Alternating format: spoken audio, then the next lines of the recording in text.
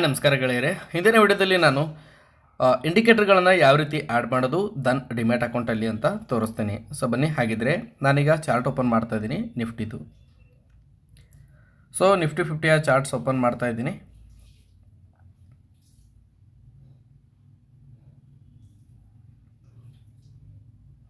Okay right, ಈಗ chart open ಆಗಿದೆ. ಇದರಲ್ಲಿ ನಾನು ಲೇಔಟ್ ಟೈಪನ್ನು ಸಿಂಗಲ್ ಮಾಡ್ಕೊಳ್ತಾ ಇದ್ದೀನಿ. ಹಾಗೆ ಇರುವ ಎಲ್ಲ ಇಂಡಿಕೇಟರ್ಗಳನ್ನ ರಿಮೂವ್ ಮಾಡಿದ್ದೀನಿ. ಓಕೆ, ಸೊ ಈ ರೀತಿ ಒಂದು ಇಂಟರ್ಫೇಸ್ ನಿಮಗೆ ಕಾಣಿಸುತ್ತೆ ಚಾರ್ಟ್ಸ್ ಓಪನ್ ಮಾಡಿದಾಗ. ಇಲ್ಲಿ ನೀವು ಈ ಟೈಮ್ ಫ್ರೇಮ್ಗಳ ಬಗ್ಗೆ ಮೊದಲು ತಿಳ್ಕೊಳ್ಳಿ. ಸೊ ಈ ಏನು ಕ್ಯಾಂಡಲ್ ಇದೆಯಲ್ಲ, ಈ ಕ್ಯಾಂಡಲ್ಗಳನ್ನ ನೀವು ಇಂಟ್ರಾಡೇ ಟ್ರೇಡಿಂಗ್ ಮಾಡ್ತಾಯಿದ್ರೆ, ಡೇ ಟ್ರೇಡಿಂಗ್ ಮಾಡ್ತಾಯಿದ್ರೆ ನೀವು ಇದನ್ನು 5 ಮಿನಿಟ್ಸಲ್ಲಿ ನೋಡಬೇಕು. ಒಂದು ವೇಳೆ ನೀವು ಶಾರ್ಟ್ ಟರ್ಮ್ ಅಥವಾ ಲಾಂಗ್ ಟರ್ಮ್ ಮಾಡೋದಾದರೆ ನೀವು 1 ಡೇನಲ್ಲಿ ನೋಡಬಹುದು.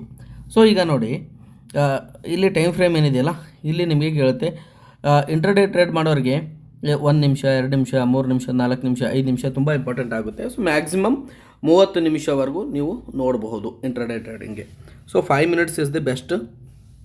5 ನಿಮಿಷದಲ್ಲಿ ಏನಾಗ್ತಾ ಇದೆ, ಸ್ಟಾಕ್ಸ್ ಬೈ ಆಗ್ತಾ ಇದೆಯಾ, ಸೆಲ್ ಆಗ್ತಾ ಇದೆಯಾ, ಅಲ್ಲಿ ನೀವು ಬೇಗನೆ ಟ್ರೇಡ್ ಡಿಸಿಷನ್ಸ್ನ ತೊಗೊಳ್ಬೋದು. ಸೊ ಈಗ ನಾನು 5 ಮಿನಿಟ್ಸ್ನ ಸೆಲೆಕ್ಟ್ ಮಾಡಿದ್ದೀನಿ. ಓಕೆ, ಒಂದು ವೇಳೆ ನೀವು ಲಾಂಗ್ ಟರ್ಮ್ ಮಾಡೋದಾದರೆ ಡೇನ ಸೆಲೆಕ್ಟ್ ಮಾಡಬೇಕಾಗುತ್ತೆ. ಸೊ ಈ ಡೇ ಮೇಲೆ ಕ್ಲಿಕ್ ಮಾಡಿದರೆ ಸಾಕು, ಈ ಒಂದು ಕ್ಯಾಂಡಲ್ ಏನಿದೆ ಇದು ಡೇ ಕ್ಯಾಂಡಲ್ ಆಗಿ ಕನ್ವರ್ಟ್ ಆಗುತ್ತೆ. ಸೊ ಒಟ್ಟಾರೆಯಾಗಿ 1 ದಿನದ ಕ್ಯಾಂಡಲ್ ಡೇಟಾನ ನೀವು ಇಲ್ಲಿ ನೋಡಬಹುದು. ಓಕೆ, ಸೊ ಈ ಒಂದು ಕ್ಯಾಂಡಲ್ಸ್ಟಿಕ್ ಪ್ಯಾಟರ್ನ್ ಏನಿದೆ ಇದರಲ್ಲಿ ನಿಮಗೆ ಒಂದು ಬೇಸಿಕ್ ತಿಳ್ಕೊಳ್ಬೇಕಾಗಿರೋದು ಏನಂತಂದರೆ, ಈಗ ನೋಡಿ ನಾನು ಡೇ ಕ್ಯಾಂಡಲ್ನ ಸೆಲೆಕ್ಟ್ ಮಾಡಿದ್ದೀನಿ, ಡೇ ಟೈಮ್ ಫ್ರೇಮ್ನ ಹಾಕಿದ್ದೀನಿ. ಇದರಲ್ಲಿ ನಮಗೆ 4 ವ್ಯಾಲ್ಯೂಸ್ ಸಿಗುತ್ತೆ. ಅದು ಯಾವುದು ವ್ಯಾಲ್ಯೂಸ್ ಅಂತಂದರೆ ನೋಡಿ, ಇದು ರೆಡ್ ಕ್ಯಾಂಡಲ್ ಸ್ಟಿಕ್ ಫಾರ್ಮ್ ಇದೆ, ರೆಡ್ ಕ್ಯಾಂಡಲ್ ಇದೆ. ಈ ರೆಡ್ ಕ್ಯಾಂಡಲ್ ಯಾವ ರೀತಿ ಫಾರ್ಮ್ ಆಗುತ್ತೆ ಅಂತಂದರೆ, ಕ್ಲೋಸಿಂಗ್ ಪ್ರೈಸ್ ಏನಿದೆ ಇದು ಓಪನ್ಗಿಂತ ಕಡಿಮೆ ಇದ್ದಾಗ ರೆಡ್ ಕ್ಯಾಂಡಲ್ ಆಗುತ್ತೆ. ಸೊ ಇಲ್ಲಿ ಓಪನ್ ಪ್ರೈಸ್ ಯಾವುದಿದೆ ಅಂತ ನೋಡಿ, ಇಲ್ಲಿ ಮೇಲ್ಗಡೆ ಕಾಣಿಸ್ತಿದೆ ನೋಡಿ ನಿಮಗೆ, ಓಪನ್ನು 24,615. ಅದೇ ಕ್ಲೋಸಿಂಗ್ ಪ್ರೈಸ್ ಬಂದು 24,613 ಇದೆ. ಸೊ 2 ಪಾಯಿಂಟು ಕೆಳಗಡೆ ಕ್ಲೋಸ್ ಆಗಿರೋದ್ರಿಂದ ಇದು ರೆಡ್ ಕ್ಯಾಂಡಲ್ ಫಾರ್ಮ್ ಆಗಿದೆ. ಅದೇ ರೀತಿ ಗ್ರೀನ್ ಕ್ಯಾಂಡಲ್ ಯಾವಾಗ ಫಾರ್ಮ್ ಆಗುತ್ತೆ ಅಂತಂದರೆ,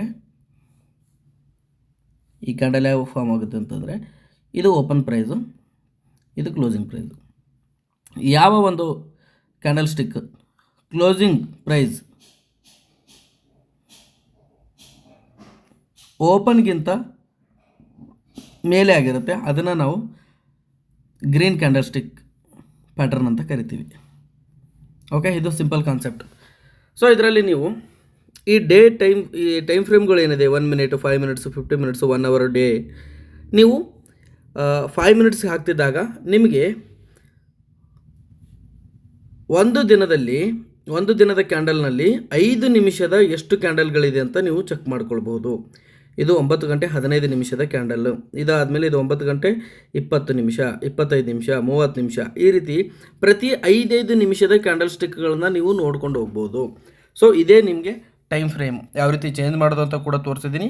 ಮತ್ತು ನೀವು 1 ಡೇ ಕೂಡ ನೋಡ್ಬೋದು, 50 ಮಿನಿಟ್ಸ್ ಆದರೂ ನೋಡ್ಬೋದು, 5 ಮಿನಿಟ್ಸ್ ಆದರೂ ನೋಡ್ಬೋದು, 1 ಮಿನಿಟ್ ಆದರೂ ನೋಡ್ಬೋದು. ನೀವು ಟೈಮ್ ಫ್ರೇಮ್ನ ಚೇಂಜ್ ಮಾಡಿಕೊಂಡು ನೋಡುವಂಥದ್ದು.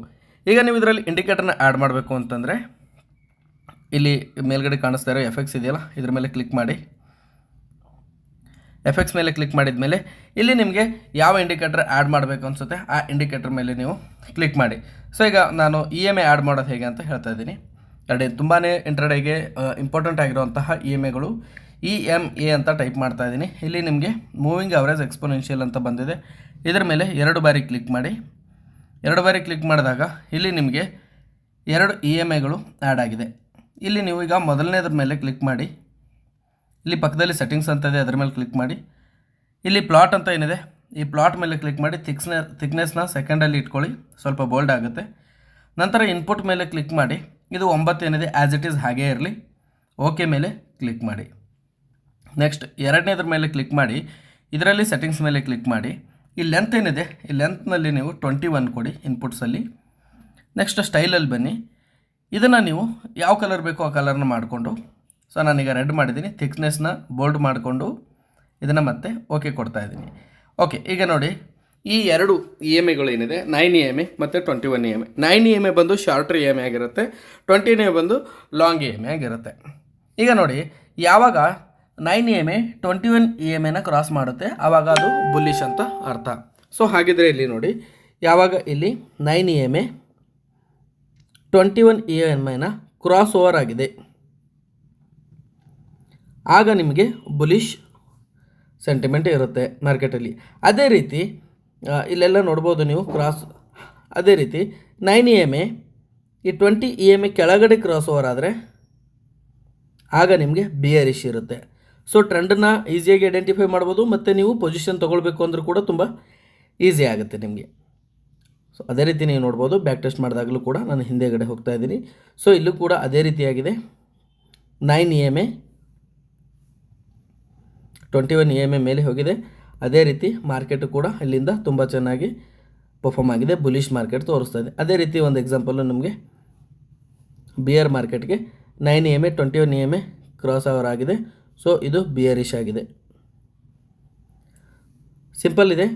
ಯಾವ ರೀತಿ EMIಗಳನ್ನ ಆ್ಯಡ್ ಮಾಡೋದು ಮತ್ತು ಪೊಸಿಷನ್ನ ಯಾವ ರೀತಿ ತೊಗೊಳ್ಳೋದು ಅಂತ ನಾನು ಹೇಳಿದ್ದೀನಿ. ಇನ್ನೊಂದು ಸಲ ಹೇಳ್ತಾ ಇದ್ದೀನಿ. 9 EMI ಇದು ಶಾರ್ಟ್ ಟರ್ಮ್ EMI, ಹಾಗೆ ಇದು 21 ಬಂದು ಲಾಂಗ್ ಟರ್ಮ್ EMI.